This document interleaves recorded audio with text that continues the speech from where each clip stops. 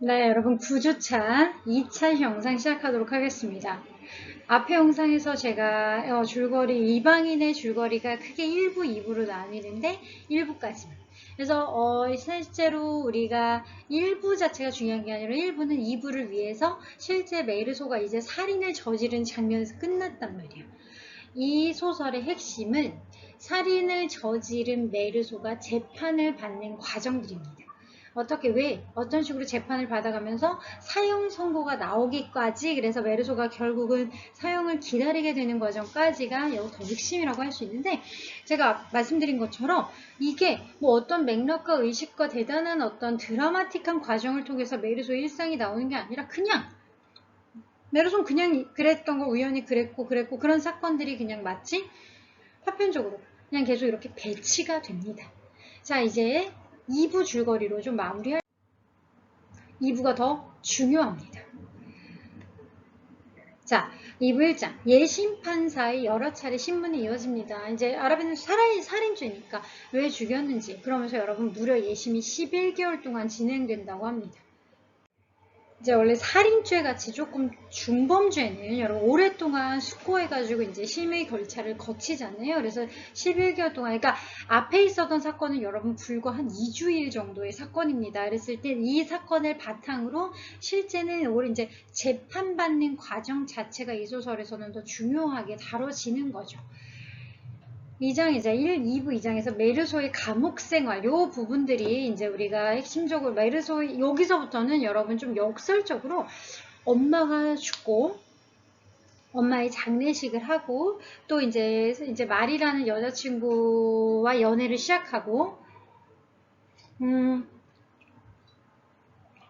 새로운 친구들을 만나게 되고 그 친구들과 관련된 인연으로 살인을 하게 되고, 이렇게 뭔가 극적이거나 막 인생에서 흔하게 겪는 일상적 사건이 아닌 것들은 오히려 감정선이 별로 없이 그냥 무덤덤하게 진행이 되는데, 오히려 이 감옥 안에서 메르소가 생활할 때 이때 자신의 생각, 관점, 느낌을 이때 더 많이 다양하게, 장황하게 얘기를 합니다. 그게 이 소설의 특징인데, 그래서 오히려 이 감옥 생활이라고 해야 되나? 여기를 좀 더 이 안에선 감옥 생활에선 별다른 사건이 있지는 않지만 앞에 경험했던 사건들은 그냥 무덤덤하게 그냥 있었던 일만 나열이 된다면, 여기에서는 조금 더 메르소의 생각, 관점, 정서 이런 것들이 더 디테일하게 묘사가 됩니다. 자, 이제 이상은 메르소의 감옥 생활이 나오는데, 마리의 면회와 마리가 이제 중간중간 면회를 오고 감방에서 메르소의 관심사들, 오히려 여기서 메르소가 자기의 생각을 소설에서 더 다양하게 이야기를 하고 나열을 합니다. 특이하죠? 우리가 이 소설이 기존의 소설과 다른 조금 더 충격적이고 새로운 형식을 띠고 있다. 그래서 우리가 뭐 부조리 소설이다라고 얘기를 하는데, 이렇게 기존 같으면 엄마가 돌아가신 장면에서 슬퍼한다든가 뭐 여자친구가 새로 생긴 장면에서 설레한다든가 이런 것들이 나오겠지만, 이 소설은 오히려 그거에는 별로 대수롭지 않은 것처럼 나오고, 이 감옥 생활을 하는 동안을 또 조금 더 감정적으로 더 디테일하게 묘사를 합니다. 자, 3장은 다시 얼음이 되고 이제 11개월 예심이 끝나고 이제 최종심을 앞두고 마지막 신문을 앞두고 다시 재판이 시작이 됩니다. 신문을 하는 과정에서 메르소가 어머니의 장례식에서, 근데 이제 그러면서 그전에는 전혀 서로가 나쁜 관계가 아니라 나쁜 관계가 아니고 문제가 아니었다라고 느꼈던, 여러분 혹시 기억나십니까? 그러니까 어머니가 살았던 요양원의 그 문지기 아저씨? 그러니까 그 수인실 아저씨 같은 거겠죠? 수인실 아저씨들 같은 사람이 갑자기 증인으로 나오면서 얘는 엄마가 돌아가셨는데 울지도 않고 갑자기 거기서 커피를 마셨다는 등 이런 거를 증언을 합니다. 그랬을 때 메르소는 약간 이상함을 느끼는 거지. 내가 지금 아랍인을 죽여서 재판받는 건데 왜 자꾸 엄마 죽은 얘기를 하는 거지? 그리고 울지 않아요. 그러면서 그 당시 그 아저씨, 자기랑 문지기 아저씨, 잠깐 1장에서 나왔던 그 아저씨가 나오면서 어머니의 장례식에서 울지 않았다는 것. 마지막으로 어머니 시신을 보는 것을 거부했으니까 어머니 시신 확인해 보시겠습니까? 라고 물어봤는데 메르소가 아예 됐다고 그러거든요. 보지 않았다는 거. 그리고 어머니가 돌아가셨는데도 담배를 피우고 밀크커피를 마셨다는 것 등이 알려지면서 마치 메르소가 되게 그래서 이때 메르소가 이런 게 부조리인 거지. 재판을 받는데 그 얘기가 왜 나오는지. 사실 여러분들 이게 논리적이지 않죠. 그러니까 아랍인의 죽음에 대해서 집중하지 않고 엄마가 죽었을 때 내가 어떻게 반응했는지가 왜 이 재판 과정에서 중요한가. 메르소는 마치 이방인처럼 법정에 앉아 있습니다. 우리 첫 번째 페이지에서 오늘 제목 볼 때 왜 이 소설의 제목과 키워드가 이방인인가 라는 얘기를 했는데, 이런 데에서 우리가 힌트를 찾을 수 있겠죠. 이방인은 그러니까 메르소는 자기가 이 재판의 실질적인 주인공이자 피의자임에도 불구하고 마치 이 재판이 이끌어가는 과정에서 메르소의 말이나 메르소의 의견을 물어보거나 들어주는 사람은 아무도 없습니다. 그래서 마치 이방인처럼 엉뚱하게 앉아있는 거죠. 사람들이 그에 대해 말을 하면서도 결코 그에게 의견을 묻지 않아.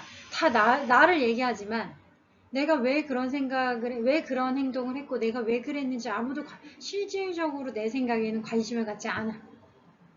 자, 왜 이게 이방인인가에 대한 힌트를 계속 우리가 찾으면서, 그리고 오히려 이 검사의 눈에는 메르소가 범죄를 사전에 계획했다고 검사는 계속 주장을 합니다. 근데 메르소는 실제로 그냥 우연히 아랍인과 마주쳤고 이제 뭐 햇볕에 너무 눈이 부셨고 그냥 진짜로 그렇게 계획적이지 않았거든요. 근데 검사는 피고인의 냉담함, 그러니까 계속 어머니 장례식을 얘기하면서 엄마 장례식에서도 울지 않았다라고 하는 걸 고발하면서 계속 이 사람은 되게 죄질이 나쁘다 라고 주장을 하는 거예요. 검사가. 메르소는 형무소 부속 사제, 그러니까 이제 신부님 같은 사람이죠. 부속 사제의 면회를 계속 이제 보통 우리가 사형 선고를 받고 이제 죽기 전에 이렇게 좀 종교가 있다면 그 종교 지도자라든가 뭐 신부님이든 스님이든 목사님이든 이렇게 계속 심정적 안정, 영혼의 안식을 위해서 이렇게 계속 뭔가 이렇게 면회를 하잖아요. 근데 메르소는 사실은 뭐 그럼 뭐가 중요하겠니? 라고 해서 묘세를 거부를 합니다. 거절하다가 결국 사제와 계속 거부를 하다가 면회를 하게 되는데, 이 메르소는 자신의 사형 집행을 인정합니다. 그러면서 그래, 사형 집행이 되는구나 라고 인정을 하게 되는 과정까지. 자, 이렇게 줄거리가 끝나는데, 자, 여러분들이 그러면 왜 이게, 그러니까 아니 봐봐, 앞에 있었던 극적인 사건은 짧게 나오고 뒤에 이제 그러니까 1년가량 걸리는 심판 과정, 그러니까 이 예심이라든가 이제 최종심 과정이 조금 더 장황하고 중요하게 언급이 되는데, 왜 이게 부조리 문학인가, 그리고 이런 문학을 통해서 이 작가가 하고자 하는 얘기가 무엇인가에 대해서 우리가 조금 더 좀 체계적으로 정리해서 여러분과 좀 생각을 정리를 해보도록 하겠습니다. 1942년에 이방인이 처음 발표되었을 때 까미는 알제리에서 태어난 젊은 무명 작가였다고 합니다. 낯선 인물과 이제 이방인, 독창적인 형식, 그렇죠. 뭔가 도대체 이 사람은 엄마가 죽거나 한 거에 대해서는 슬퍼하지 않고, 뭔가 이제 누구를 죽일 때도 그냥 눈이 부셔서 죽였어 라고 얘기하고, 자신의 사형 집행에도 크게 동요하지 않아요. 그냥 죽나 보다. 자신의 사형 집행 과정에서도 어떻게든 살겠다고 변호를 하거나 아니면 이 사형은 안 된다고 막 항소를 하거나 하지 않아요. 그랬을 때 이렇게 조금 독창적 인물과 형식도 독특하죠. 지금 우리가 개괄적으로 이방인의 줄거리를 설명을 했지만, 이러면서 현대 프랑스 문단의 이방인처럼 그러니까 새로운 인물처럼 나타난 이 소설은 출간 이후 한순간도 프랑스 베스트셀러 목록에서 빠진 적이 없는 그런 걸작을, 그러니까 프랑스인들의 자존심 같은 소설이라고 합니다, 이게. 그래서 프랑스 파리 갈리마르 출판사의 통계에 따르면 이방인은 지금까지 프랑스에서만, 그 프랑스라는 나라에서만, 이게 42년 작품이니까 80년 됐네요. 733만여 부, 엄청나죠, 여러분. 733만여 부가 판매되었으며 연평균 판매 부수는 19만 부. 그만큼 프랑스인들의 자부심 인 작가입니다. 이방인은 작품 그 자체로 보나 20세기 서사 형식의 역사에 있어서나 독특한, 그러니까 저기서 독보적이다라고 얘기하는 독특한 위치를 점한다고 합니다. 점하는 작품으로 출판 당시부터 하나의 문학적 사건이었다. 양차 세계대전, 1차, 2차 세계대전을 겪으면서 정신적으로 공허한 당대의 독자들에게 알베르 까미는 영웅적인 태도를 취하지 않으면서도 나는 되게 지금 영웅이야, 멋있어, 내가 이 시대의 어떤 구원자야 라고 하는 그런 허영이 없이 이제 하지 않으면서도 진실을 위해서는 죽음도 마다하지 않는 메르소라는 인물을 통해 관습과 규칙에서 벗어난 새로운 인간상을 제시합니다. 여러분들 어떻게, 지금 이제 우리가 줄거리 간단히 봤잖아요. 여러분들 입장에서는 교수님 어떻게 이 사람이 새로운 영웅이에요? 라고 하는데, 아까 말씀드렸죠. 부모님이 돌아가시는 건 대단히 심각한 일이고, 슬픈 일이고, 죽음은 엄청난 거고, 라고 하는 기존의 관습과 규칙이 아니라, 젊은 메르소를 통해서 우리가 새롭게 만들어가는 규칙과 의미, 새롭게 만들어가는 가치에 대해서 얘기를 하는 겁니다. 어차피, 그리고 제가 여기서 지금 핵심은 1차, 2차 대전. 양차 대전을 거치면서 이 문학이 등장을 했고, 그러면서 당시 사람들에게 굉장히 많은 호응을 받았다고 하는 이유는 그거야. 1차, 2차 대전, 세계대전의 특징이 뭐예요? 갑자기 부조리하게 많은 젊은이와 사람들이 그냥 죽어버리는 거야. 어차피 삶이 부조리한 거야. 근데 여러분 여기에다가 죽음의 의미와 죽음의 특별한 가치를 부여하는 순간 너무 많이 상처를 받는 거죠. 왜냐하면 죽음이 이렇게 특별한 거고 유의미한 거고 가치 있는 거야, 아니면 우리가 특별하게 슬퍼해야 돼라고 하는 순간 너무 많은 사람들이 갑자기 그냥 의미 없이 총알바지가 돼서 죽어버리는데, 여기에다 가치를 부여하기에는 이 삶이 정말 죽음을 가치 있다고 하려면, 진짜 이 인간의 전통에서 죽음은 의미 있는 거야 라고 하려면 죽음을 의미 있도록 해줘야지. 이렇게 사람을 무작위로 죽이지 말아야지. 근데 이 세상은, 삶은 인간을 무작위로 죽이면서, 이렇게 죽여나가면서 억지로 우기는 거지. 죽음이라는 건 의미 있는 거고 고결한 거고 숭고한 거야. 진짜 우기기밖에 안 되는 거지. 그래서 사람들이 이미 죽음의 공포에 대해서 이렇게 느끼고 있을 때 인플레이션이 생긴 거죠. 죽음의 공포에 대해서 인플레이션이 생겼을 때 메르소 같은 사람, 막 내가 되게 난 멋있어, 특별한 의미와 가치를 가지고 이렇게 투쟁하는 거야가 아니라 아무렇지도 않게 그냥 행동하는, 자신의 일상에서 아무렇지도 않게 행동하는 이런 사람을 보면서 오히려 그래, 이렇게 그냥 죽음의 공포와 죽음의 부조리를 새로운 형식으로 극복하는 거죠. 메르소같이.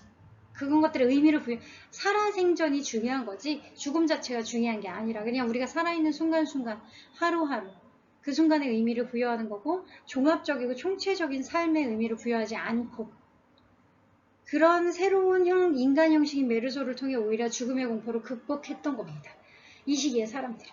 그래서 이방인이 이 당시에 굉장히 많은 사람들이 호응을 받으면서 전쟁의 상처와 전쟁의 잔해에 고통받거나 슬퍼하는 사람들에게 위로가 됐던 거죠.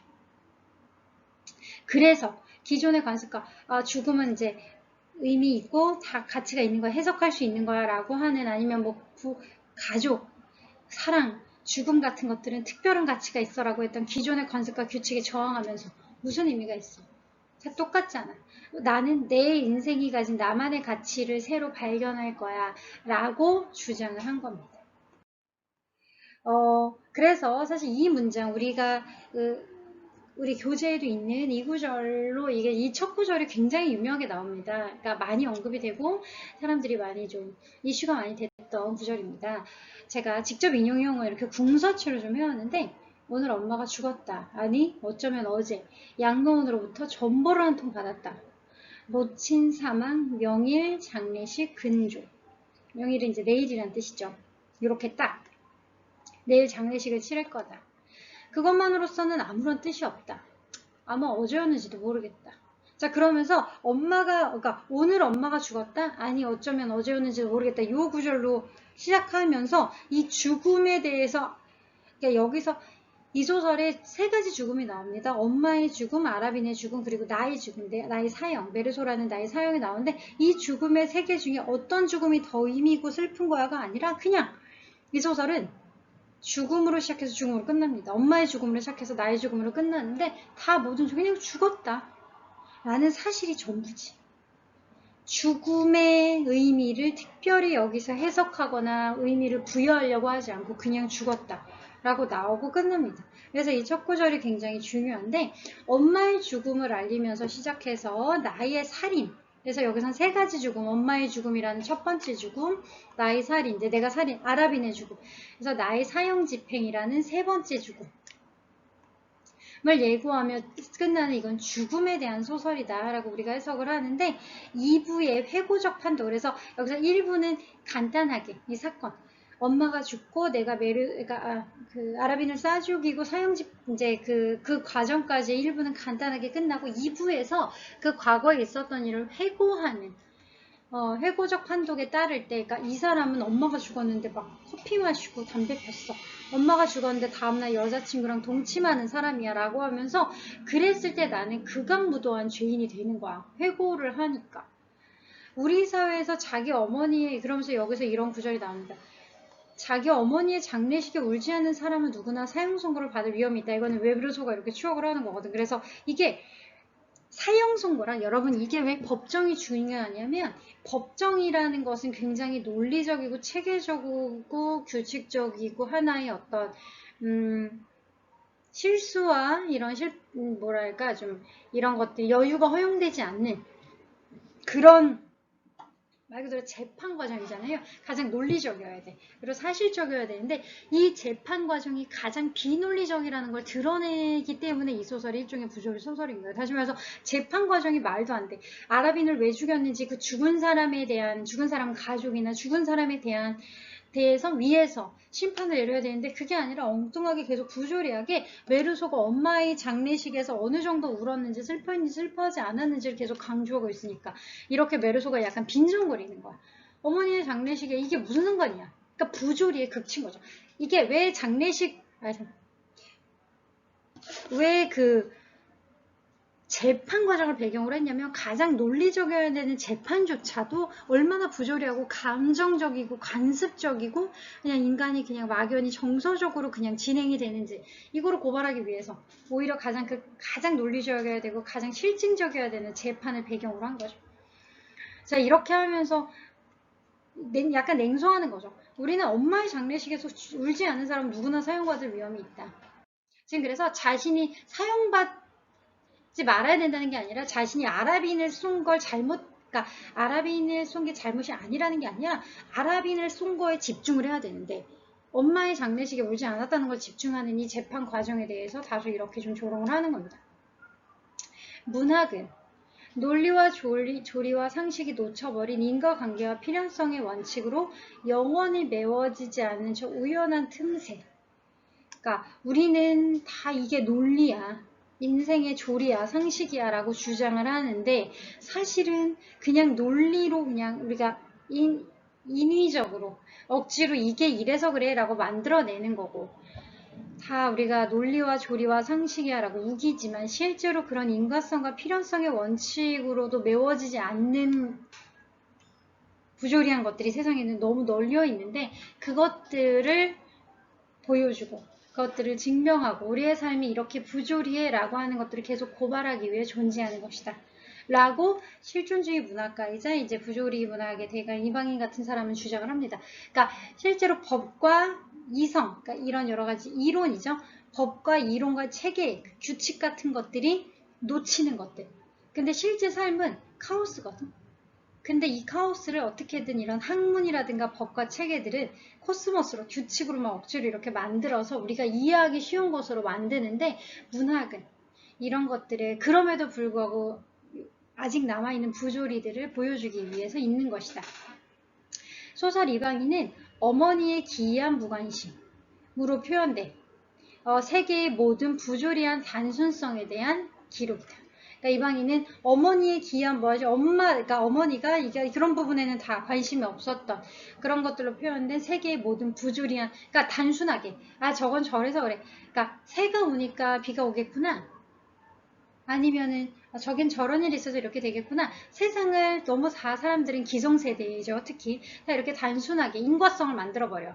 그래서 여러분 우리가 싫어하는 저도 꼰대일 수도 있겠지만 우리 꼰대 싫어하자. 꼰대들의 특징이 그런 거죠. 이래서 이래 라고 다 가르치려 들고 어떤 세상은 다 원인과 규칙이 그러니까 원인과 결과의 규칙으로 돼 있는 것처럼 생각해서 다 너는 그러면 안 되지. 그래도 되지 라고 이렇게 쉽게 얘기해버리는 거. 모든 규칙에 사람들의 개별성을 인정하지 않고 규칙들을 인위적으로 강요하는 거. 이래야지. 이 학교를 가야지. 이런 과를 가야지. 아니면 이렇게 졸업을 했으면 취업을 해야지. 뭐 해야지. 다 이렇게 규칙들. 근데 사실 삶이라는 건 다 그래 이래야 행복한 거야. 이게 옳은 거야. 이건 그른 거야. 선과 옳고 그름에 대해서 가상적으로 다 이렇게 막 부조리한 거야. 이 단순함이 너무 부조리한데 문학은 이렇게 단순한 것들 너무 말도 안 되지 않아? 인간의 개인적인 실제 의식과 이런 결에는 맞지 않지 않아? 라고 고발하는 것이다. 그래서 이렇게 좀 이 이게 마지막 구절입니다. 그래서 우리 교재에도 있지만 제가 교재에 있는 거 말고도 좀 실제로 그 있는 책 중에서 가져왔는데, 아무도 엄마의 죽음을 슬퍼할 권리는 없는 것이다. 그랬을 때 우리는 당연히 엄마가 죽거나 사람이 죽으면 슬퍼해야 돼. 이것도 부조리한 인과성이야. 죽으면 슬퍼해야 돼. 우리가 이렇게 공부했는데 누가 그럴 자격이 있어? 엄마는 온전히 자신의 모든 삶을 다 온전히 살고 죽은 거야. 왜 그게 꼭 슬픈 것이어야 해? 우린 언젠가 다 죽을 건데. 우리가 충분히 충만하게 자신의 한 삶을 살았으면 되지. 우리가 뭔데 마치 불쌍한 사람 보듯이 그 사람 삶을 슬퍼해. 라고 메르소는 생각을 하는 거죠. 우리가 엄마의 죽음을, 그러니까 우리가 죽음을 슬퍼해야 되는 게 마치 당연한 것처럼 엄마의 죽음을 슬퍼하는데, 우리가 그럴 자격이 있느냐. 엄마는 엄마의 삶을 온전히 다 살았는데. 그래서 그런 권리는 없다. 그리고 나도 또한 모든 것을 다시 살아볼 수 있을 것이다. 같은 생각이 들었다.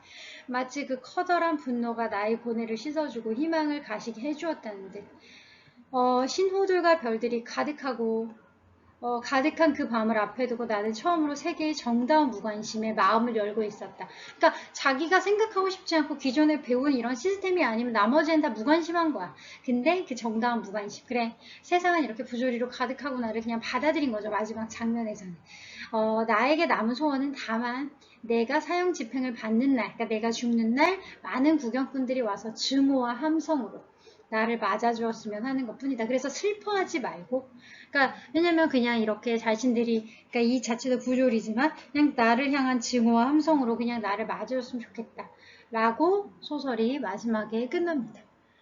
자, 그래서 전반적으로 이 소설의 끝과 마지막 부분, 이 죽음으로 시작해서 죽음으로 끝나고 세 가지 죽음이 나오는데, 이 죽음에 대해서 우리가 아까 제가 얘기했죠. 이게 배경이 1차 대전, 2차 대전을 거치면서 누구나 아무 의미 없이 그냥 마치 도구처럼, 그러니까 제가 도구처럼이라고 하는 건 실제로 전쟁에서는 사람이 하나의 어떤 중심이라든가 아니면 주체적인 그 행동을 하는 게 아니라 그냥 마치 도구처럼, 무기처럼 사용되다가 죽잖아요. 그 도구처럼 죽고 마는 그런 시대에 만들어진 죽음에 대한, 우리가 죽음의 의미를 지금까지 너무 협소하게 생각하고 있었던 건 아닐까라고 생각하는 메시지를 전달하는 소설입니다. 간단하게 등장인물 좀 정리를 해드리면, 이게 등장인물이 되게 많이 나오진 않는데 그냥 몇 명만, 여기서 주인공으로서 부조리라는 개념을 구현하고, 이거 보라색은 너무 진하네요. 부조리라는 개념을 구현하고 있는 정직한 인물. 메르소 그냥 자기가 진짜 느끼는 대로, 표현하고 싶은 대로 이렇게 꼭 이러니까 이런 감정을 느껴야 돼, 꼭 이러니까 이래야 돼를 다 거부하고. 그래서 알제리의 수도 알제에 거주하는 젊은 사무원입니다. 여자친구죠. 메르소가 전에 같은 사무실에서, 그러니까 직원이죠. 전에 같은 사무실에서 있었던 타이피스트, 그러니까 뭐 이렇게 타이핑 해주는 그런 이제 언니죠. 그 여직원.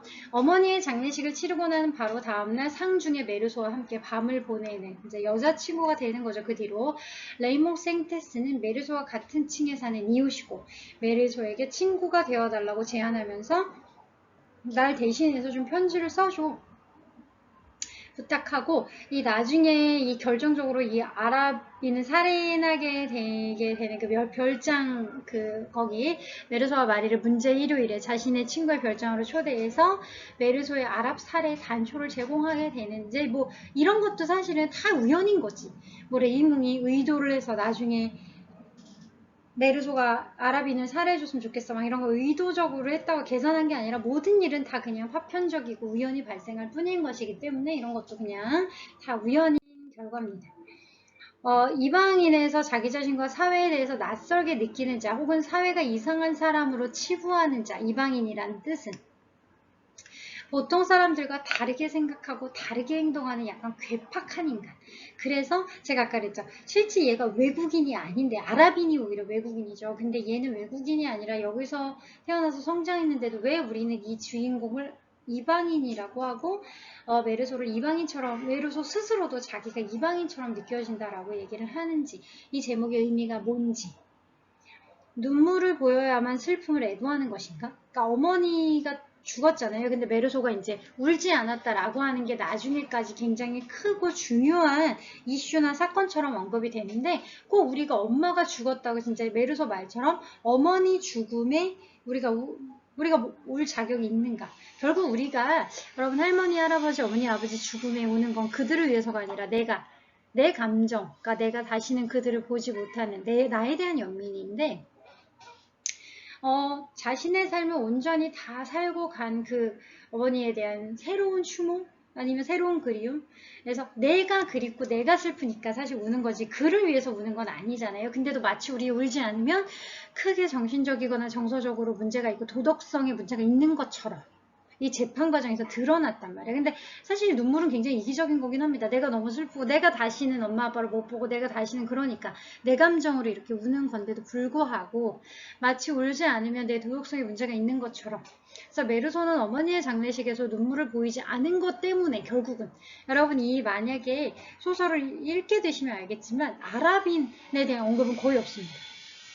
아라빈을 죽여서가 아니라 진짜 메르소가 엄마의 장례식에 울지 않았다는 걸 계속 강조하면서 사실은 뭐 10년형을 받을 수도 있고 무기징역을 받을 수도 있는데 사형이라는 그러니까 가장 좀 형량으로 쳤을 때는 가장 큰 형을 받는 거잖아요. 그 형을 받았던 이유는 사실 그 메르소가 울지 않았다는 이유. 그러니까 결정적으로 작용합니다. 그러니까 이게 얼마나 부조리해.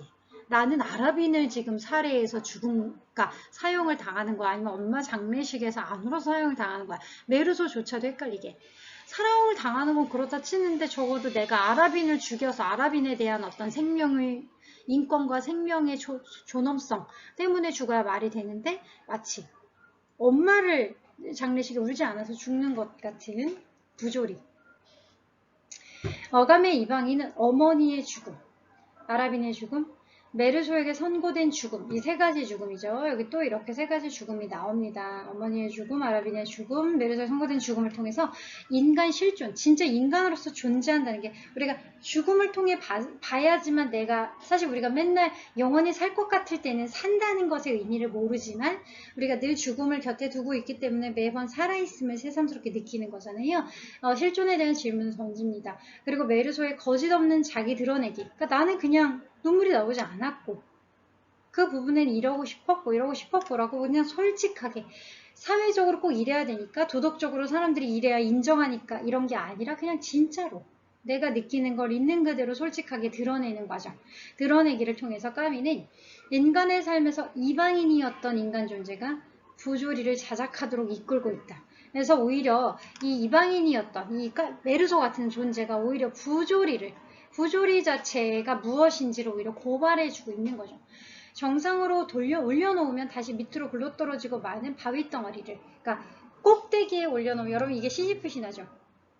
여기서 그래서 시지프 신화라는 알베르 카미의 유명한 소설이 있다고 했잖아요. 그게 부조리야.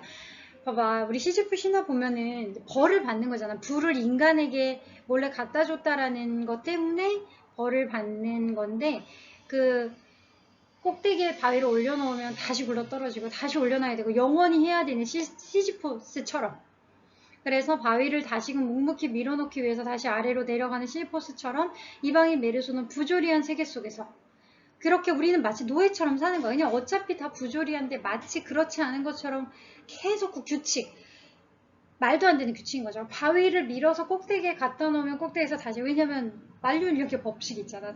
당연히 무거운 건 밑으로 떨어지지. 무거운 게 아니라 뭐든 밑으로 떨어지지. 떨어지는데도 불구하고 억지로 그걸 다시 갖다 놔야 되고 떨어지는데 또 갖다 놔야 되고 이걸 무한히 반복하는 인간의 삶이 더 부조리한 거지. 그러니까 규칙 없는 원래 삶이라는 건 규칙도 없고 인과성도 없는데 마치 규칙과 인과성이 있는 것처럼 사는 게 더 부조리한 거지. 근데 그 메르소는 뭐 했다는 거야? 나는 그런 규칙 하지 않겠다.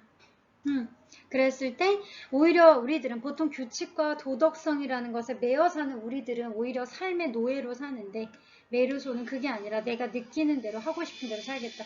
주인이 되겠다. 라는 것을 보여주고 있는 인물로서 그래서 이방인인 거죠. 여러분 제가 오늘 드린 첫 번째 질문 있잖아요. 이게 제목이 왜 이방인인가? 라고 했을 때 어느 정도 힌트가 되셨을 거라고 생각합니다. 그리고 제가 오늘 수업을 하면서 부조리란 말을 많이 썼습니다. 그리고 우리 여기 교재에도 이게 부조리 문학이다. 뭔가 부조리 하는 말을 많이 했는데 약간 그러면은 이 문학에서 그러니까 알베르 까미의 부조리 문학이라고 했을 때 부조리가 무엇인지 그리고 저도 이제 강의 영상에서도 부조리라는 말을 많이 했고 아니면 이제 우리가 알베르 까미를 검색하면 자동 검색으로 막 부조리 문학 아니면 이렇게 많이 나오는데 도대체 부조리란 무엇인지 그냥 막연하게 그래 대충은 알겠어 라고 감은 오시지만 조금 더 정확하게 아니면 좀 명징하게 정리를 해드릴게요. 쉽게 말하면 어느 날 새벽 문득 잠에서 깨어서 생명, 죽음, 우주, 존재, 무등을 생각할 때 생기는 막막하고 아연한 감정. 바로 그것이 부조리의 감정이래요. 여러분 도대체 뭐야 나는 이런 적 없는데 라고 하실 수도 있겠지만 근데 내가 지금 사는 게 맞나? 이렇게 인간으로서 산다는 게 맞는 거야? 라고 하면서 뭔가 이런 막막함? 이런 게 부조리래요. 그러니까 그냥 갑자기 이렇게 여러분 그럴 때 있지 않아? 그냥 평범하게 일상을 사는 순간 갑자기 낯설고 약간 낯설어. 약간 뜨악할 때. 낯선 감정이 이렇게 올 때. 그게 바로 부조리 감정이래요. 자, 내 실존에 부재하는 존재 이유를 찾고자 하는 불굴의 이성이다. 아직 너무 어렵죠. 여러분 더 설명을 해드리면 까미에 의하면 부조리 인간은 부조리를 의식하니까 대단한 게 아니라 이게 내 삶이 다 이렇게 사실은 그러니까 여러분 전공도 이거 내가 진짜 하고 싶은 전공이야? 내가 진짜 하고 싶어서 내가 느끼는 거 내가 판단하는 거 깨닫는 대로 나는 살고 있는 게 맞아? 이 삶에 이런 여러 가지 규칙들이 이 삶을 살아야 되면서 여러분 해야 되는 게 너무 많잖아 인간으로서 규칙들이 이렇게 많고 이런 복잡한데 진짜 이런 것들이 의미가 있어? 라고 생각하면서 이 세상과 내가 갑자기 멀게 느껴지는 순간 너무 그동안 당연하고 자연스럽게 느껴졌던 세상이지만 어느 순간 내가 막 세상이 낯설고 잘 살고 있는지 의문스럽고 뭔가 이렇게 내가 세상에 존재하는 약간 이물질 같이 느껴지는 순간 이런 게 부조리를 깨닫는 순간이에요. 이게 부조리한 감정이에요. 근데 이 안에 등장하는 그러니까 까미라는 작가도 그렇고 등장인물인 메루소는 그런 거를 일상적으로 느끼고 사는 거죠. 이 삶이 온전하지 않다는 걸 맨날 의식하고 느끼면서 그러니까 이 부조리 인간은 부조리를 의식하며 살아가는 인간 즉 깨어있는 인간 보통 사람들은 저도 사실 여러분한테 인정하자면 보통 그냥 좋은 게 좋은 거지 하고는 그냥 나는 무지하게 무의식적으로 그냥 살 뿐이야. 그러니까 매번 불편함을 느낀다거나 불안함을 느끼는 게 힘드니까 피곤하잖아. 그냥 어차피 살아야 되는데 그러니까 그냥 다 받아들여. 모르겠다. 그냥 그래 이런 게 맞나 보지. 그래 이렇게 해서 얘는 사형이 맞나 보지. 이게 옳은 건가 보지. 다들 이렇게 사는 건가 보지. 뭔가 내가 옳지 않다라고 느낄 수 있는 순간에도 그냥 그래 이렇게 사는 게 맞나 보지 하고 넘어가는 거야. 그런데 이 부조리한 인간은 그런 것들을 저는 비겁한 거죠. 그러니까 그냥 이 삶에 적응해서 그냥 편하게 살아야지가 아니라 그런 것들을 다 인식하면서 깨어있는 그래서 그냥 내가 꼭 사회로부터 인정받거나 칭찬받지 않더라도 그냥 투쟁하는 그런 인간인 겁니다. 합리와 비합리의 뒤섞임, 즉 코스모스 이전에 우리는 어떻게든 합리적이야 이게 맞아라는 질서를 만들어내는데 그 질서를 코스모스라고 하잖아요. 근데 그 이전이 카오스와 같은 거 그냥 그런 것들이 부조리예요. 그러니까 코스모스로 우리가 만드는 거는 사실은 이렇게 이 세상은 다 파편적으로 되어 있는 게 우리가 그러니까 인위적으로 질서를 만들어내는 거잖아. 근데 질서 만들기 전 단계 있는 그대로의 우주 상태가 부조리 상태고 그게 그런 카오스 같은 것들을 부조리다 라고 하는 겁니다. 까미에 의하면 부조리는 근데 인간의 숙명이래요. 그러니까 왜냐면 인간은 자연물이잖아. 우리는 AI는 어떤 하나의 인공적인 아니면 이런 기계적인 질서를 부여해서 만들어낸 건데 인간은 자연물이기 때문에 우린 다 여러분 그럴 때 있잖아.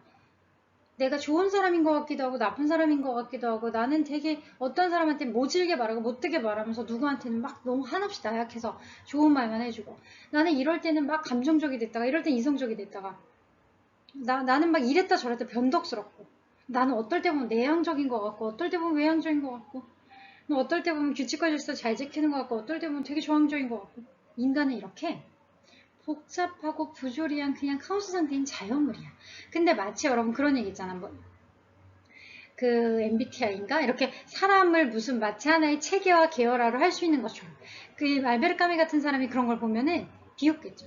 인간이 어떻게 그러냐. 어떨 때 보면 우린 한없이 착했다. 한없이 나빴다. 어떨 때 보면 비겁했다. 정의로웠다. 이렇게 막 뒤섞여 있는 게 인간인데 그리고 죽을 때까지 계속 변화하는 게 인간인데 원래 이 부조리는 인간의 숙명이다. 그래서 메르소는 왜 태양 때문에 벌어진 메르소의 살인, 그것은 부조리의 수많은 현상들의 하나일 뿐이다. 그러니까 여러분들이 그러면 이제 누가 만약에 살인을 저지를 때 어떻게 저런 이유로 죽일 수 있어? 태양 때문에 사람을 죽일 수 있어? 라고 할 수 있잖아. 그럼 여러분한테 질문을 할게요. 여러분, 그럼 사람이 사람을 죽일 때 뭐 때문에는 죽여도 돼? 죽여도 되는 이유가 있어? 여기 이유까지는 딱 죽여도 되고 여기서부터는 안 돼? 이렇게 뭐 만드는 순간 너무 인위적이고 억지잖아요. 그러니까 가령 내 물건을 뺏은 사람은 죽여도 돼? 아니면 뭐 맞아, 내 부모님을 죽인 사람은 내가 죽여도 돼? 그럼 여러분들 그럼요, 부모님을 죽인 사람 죽여도 돼요. 그럼 다시 질문할게요. 왜? 부모님을 죽였는데 내가 왜 죽여도 돼? 그냥 뭐 범죄자 양도해서 법의 심판을 받거나 해도 돼. 내가 왜 죽여도 돼? 그럼 여러분, 부모님을 죽인 것까지는 죽여도 되고 형제자매를 죽인 사람은 죽이면 안 돼? 아니면 뭐 가족을 죽인 사람은 죽여도 돼? 라고 한다면 이 세상의 어떤 인과성은 한도 끝도 없겠지. 가족을 죽인 건 되고 친구를 죽인 사람은 안 돼? 그러면 그 나누는 기준이 뭐야? 거봐. 다 우리는 어차피 부조리하고 모호한 기준 속에 살아가고 있잖아요. 그러면 그래서 제가 여러분한테 누구 죽여도 된다는 게 아니라, 그래서 태양 때문에 벌어진 메르소의 살인, 그냥 우리가 뭔가 이 삶을 사는데 인과성, 이래서 이랬어 라고 하는 인과성은 다 자의적인 거고 다 비논리적인 것일 수밖에 없는데, 마치 이게 논리인 것처럼 믿고 우리는 살아가는 거죠. 그래서 이게 바로 그 많은 부조리 중에 하나다. 이방인의 메르소는 완전히 도덕적이지도 또 완전히 부도덕하지도 않아요. 그냥 우리 이제 일상적인 일반적인 우리 자체예요. 우리도 사실 그럴 때 있잖아. 다른 사람은 막 죽음이라든가 큰 질병이라든가 이런 것들에 아파하지만 사실 나는 내가 살짝 종이에 빈 손가락 하나가 나한테는 더 아픈 거고. 그래서 우리가 세상에 인구의 3분의 1은 굶주려 간다 이런 얘기 하잖아. 인구의 3분의 1은 굶주려도 나는 그들에게 내 먹을 걸 나눠주는 게 아니라 내가 더 좋은 거, 맛있는 거 많이 먹고 싶고 더 좋은 음식과 좋은 차를 사고 싶잖아. 어떻게 보면 난 도덕적이지 않은데, 왜냐면 내가 재화를 더 많이 가지고 있기 때문에 누군가 못 갖는 거거든. 세상의 재화는 늘 한정되어 있다. 자, 근데 또 어떨 때 보면은 친구가 힘든 상황에 빠져 있으면 내가 좀 도와주고 위로해주고, 뭐 어떤 환경오염이 될지도 모르니까 가급적이면 일회용품 안 쓰고 텀블러에 마시고, 어떨 때 보면 또 내가 도덕적이야. 도덕적인 기준이 뭐야? 그런 거지. 이 자체가 부조리예요, 여러분. 삶이 얼마나 부조리한가. 그 부조리한 인간, 우리 모든 인간은 부조리한데 그 부조리를 인식하는 인간이. 그래서 이방인의 메르소는 우리 다 부조리한데, 메르소의 특징은 자신이 부조리하고 엉망진창이고 카오스라는 걸 알고 있을 뿐이라는 거죠. 부조리하지 않은 인간은 없어요. 우린 다 혼란스럽고 카오스고 막 뒤죽박죽이야. 도덕적이었다, 도덕적이 아니었다, 착했다, 나빴다, 정의로웠다, 비겁했다, 뒤죽박죽인데 우리 다 부조리한데, 적어도 메르소는 자신이 부조리하다는 걸 인정하고 받아들인 사람이라는 뜻인 거죠. 개개인은 낯선 세상 속에 내던져진 고립된 존재고, 그렇죠. 우리 다 개개인이지만 무에서 왔다가 무로 돌아가는 인간은 삶의 부조리한 생존으로 묘사하는 문학이 바로 부조리 문학입니다. 그래서 이 삶이 다 체계와 의미가 있는 게 아니라 다 그냥 파편적이고 폭력적이며 부조리한 것이야. 1차 대전과 2차 대전처럼 끔찍하고 부조리한 결과들, 인간이 만들어낸 인간의 나를 의미 있다고 생각한 민족과 집단과 자본 같은 것들 때문에 발생했던 인간의 그런 끔찍한 결과물들을 보면서 알베르 까미 같은 작가는 결국 이 삶이 부조리하구나. 근데도 불구하고 마치 우리가 부조리하지 않은 것처럼 사는 게 더 위선이구나. 그게 더 무책임한 것이고, 그게 더 깨어있지 못한 무지한 인간이구나 라고 생각하면서 적어도 우리가 부조리하다는 것을 깨달아야 된다 라고 하는 걸 고발하고 그걸 계속 증명해주는 것이 바로 부조리 문학입니다. 그러니까 부조리라는 말을 지금 정말 많이 썼는데 어떤 의도로 까미가 썼고 또 무슨 문학인지 여러분들이 뭐 대강이나마 개괄적이나마 이해를 하셨으면 됩니다.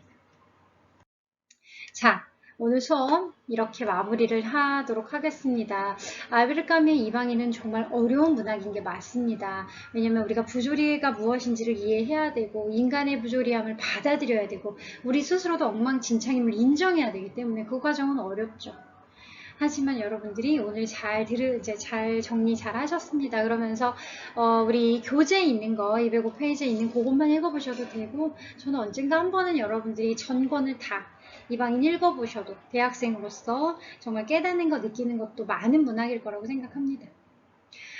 이렇게 강의 영상 다 마무리하셨으면 이제 여러분 간단한 수행과제, 오랜만에 고전에 대한 문제풀이 과제 수행하시면 됩니다. 과제 내드릴 건데 그거 업로드해드린 과제 잘 푸시고, 오늘 우리가 같이 수업 시간에 언급했던 것도 반영하고, 또 여러분들이 205페이지 본 것도, 그리고 제가 이번에 문제는 우리 교재에 있는 문제, 이 교재를 활용해서 좀 문제 냈으니까 교재 꼼꼼히 보시면서 문제 잘 해결하시면 됩니다. 정답을 맞추려고 하시지 말고 여러분 스스로 생각하려고 하는 습관이 중요합니다. 내 생각, 내 판단, 그리고 교재에 있는 내용과 우리 강의 영상 시간에 했던 내용을 잘 이해해서 핵심적으로 정리해서 잘 해결하시면 됩니다. 자, 첫 번째, 두 번째 긴 영상 보느냐 고생 많이 하셨고, 이번 주에 다시 고전 읽기로 돌아왔는데, 그래도 오랜만에 조금이라도 재미있고 좀 여러분 의식과 생각에 자극이 되셨으면 전 더할 나위 없이 다행이라고 생각합니다. 일주일 동안 건강하고 안전하게 잘 보내시고, 다음 주에는 이제 그 나다니엘 호손의 주홍글씨로 수업을 진행하도록 하겠습니다. 아마 제가 강의 계획서상 순서가 주홍글씨가 맞을 겁니다. 그러면 다음 주에 강의 영상을 통해서 우리 다시 주홍글씨 재미있게 공부해 보도록 해요. 오늘은 여기까지 할게요. 여러분 긴 시간 고생 많이 하셨습니다. 오늘도 수고하셨습니다. 안녕.